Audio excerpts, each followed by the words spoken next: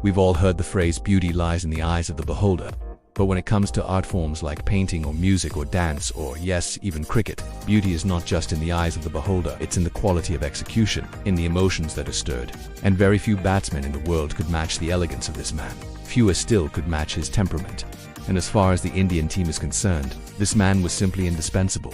For over a decade, he played a pivotal role in making the Indian team tick. For millions of Indians, he was their hero. For the opposition, he was a nightmare. Some knew him as the very special Laxman, a moniker given to him by his fans, but those who played with him or against him had immense respect for him. They simply called him Laxman, a name synonymous with class and composure. And that reminds me of an incident from 1996. India were touring Sri Lanka, and in the first test at the Sinhalese Sports Club, the Indian team was in trouble.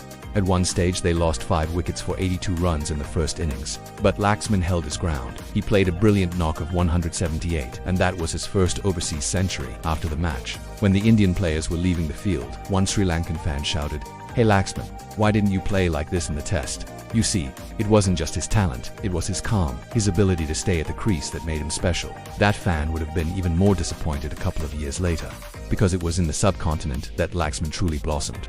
In 1999, in the third and final test against Pakistan in Chennai, Laxman hit a double century.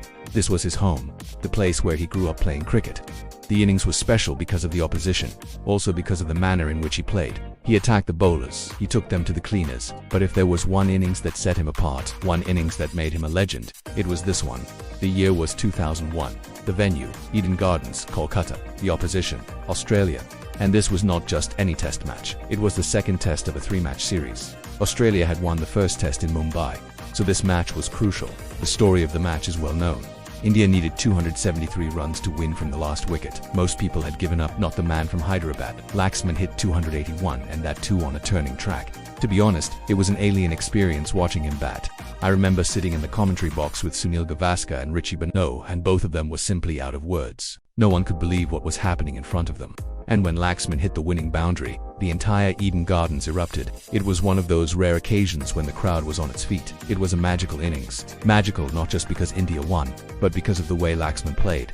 Now this innings is widely regarded as one of the greatest in the history of cricket, and frankly, I don't think anyone can disagree with that.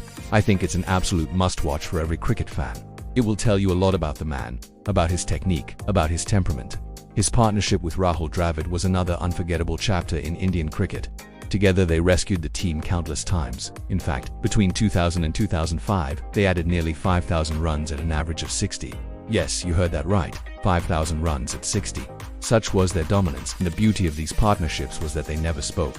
There was no flashy appeal, no extravagant stroke, just two batsmen determined to stay at the crease. Laxman was often referred to as the artist and Dravid the wall, but the roles were often reversed. Sometimes Laxman played the sheet anchor, and sometimes Dravid was the aggressor.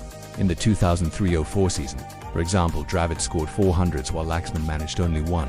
But the following season, Laxman came back strongly and made 3 tons while Dravid could only manage 1. Such was their understanding of the game, of each other's strengths and weaknesses. Towards the end, Laxman played the role of the elder statesman. He guided the youngsters, gave them tips, helped them improve. Over the years, his form dipped a bit. Injuries took a toll on him. But when he retired in 2012, he had 8,712 test runs to his name. That's more than 8,000 reasons to remember him. Some will remember him for his elegant cover drive or his majestic straight 6. Others will remember him for the way he conducted himself. And rightly so, because sport is not just about what you do on the field. It's also about what you do off the field. Laxman was an inspiration to millions. He showed us that it's possible to excel and still remain grounded. He was an artist who painted his way into our hearts. He was poetry in motion, and we were lucky to witness his art form.